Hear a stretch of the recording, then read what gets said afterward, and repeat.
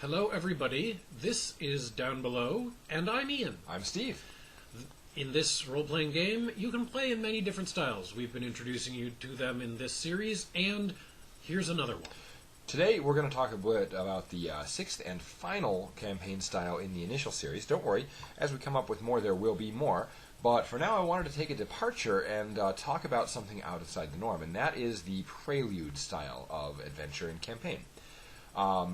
Let's be honest, most role-playing games these days expect your character to come with a backstory. We've come a long way from the days of D&D where you could just grab a fighter and say, he's here, let's go. In fact, in this game, you could say that your character is their backstory because of the way that we do traits. Now, you can still do that with a lot of games. You could even do that with Downbelow. But most characters one expects to have a prelude of sorts. Mm-hmm. So we're taking it a step further. This is the story about how your group of characters ended up down below. Mm-hmm. You can set this a variety of ways. You could set this as a flashback, so you could decide to do this in the middle of another story as a memory thing. Or you could start an entire campaign off with the prelude style and actually start the characters in one place and transition them down below. It's a very useful thing. Technically, you could even use this with one form of campaign as a prelude and another form of campaign picking up the main story. But what I'm talking about today is specifically the how we got here type of prelude. Unlike most other games, this one kind of assumes, unlike most other campaign styles that we talked about, this one kind of assumes that the characters are going to start this particular game not in Downbelow at all, or possibly not in Downbelow very much. This is different from the Agent, where characters will technically be part of Downbelow, but not really because they are dispatched there. This is also different from certain corporate forms of Enforcer, and it's different from Fugitive. It incorporates a lot of those, but it begins with the players well and truly outside Downbelow and chronicles how they fall through the cracks. Quite possibly unaware of the existence of those cracks. Yep. Because as we've said before, most of the world doesn't actually believe in them very much. So here are some concrete examples. Because it's very hard to actually give a single possible plot arc for this, here are some concrete examples for how it might work. Let's take a page from The Matrix. In The Matrix, you have the character of Mr. Anderson, who is by all accounts, a successful computer software engineer and generally dissatisfied with his life. Even taking out the science fiction, computer, and superpowers aspect, Mr. Anderson was well on his way to falling through the cracks if he had continued to hang out with the crowd, the underworld crowd that he did. It was a short step from partying all night and being exhausted all day to spending more time with the partying side.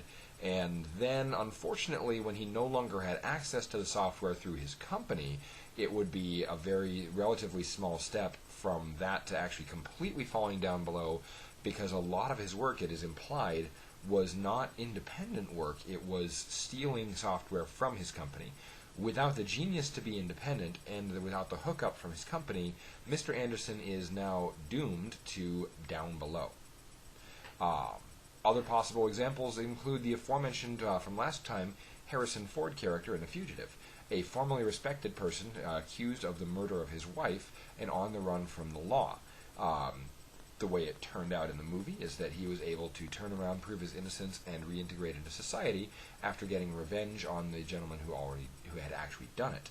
The way it could turn out in a prelude is the chase, the pursuit, the fugitive of the title ends up not necessarily proving innocence, but escaping enough that they can melt into the underworld down below. And they don't dare resurface, because if they resurfaced, they would flag themselves on databases as a suspect, and there is a one-way trip to jail if they get caught. So they're basically stuck on the island because they can't really travel. Yep. There's plenty of other options. Some options include stuff we've talked about before, which would be stuff like the family who has extreme medical needs and cannot afford the medication through normal channels. It could talk about the identity-challenged individual who identifies dramatically different than the society sees them, and so gravitates towards the people who accept them as they are.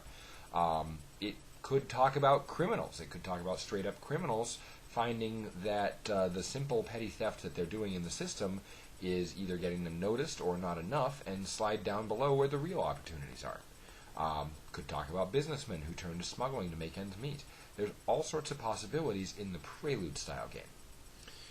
So, tomorrow we'll talk about the system concerns for this style of game. Yep. There's actually a brand new system for this style of game that is something I alluded to earlier, because in this game your character is their backstory, and if you're going to play through the backstory, that requires you to set up the characters in a different way than you usually create them. Before we go, I just want to leave you with two thoughts. The first is that the Prelude story is the only one of these that is specifically designed to lead into another story.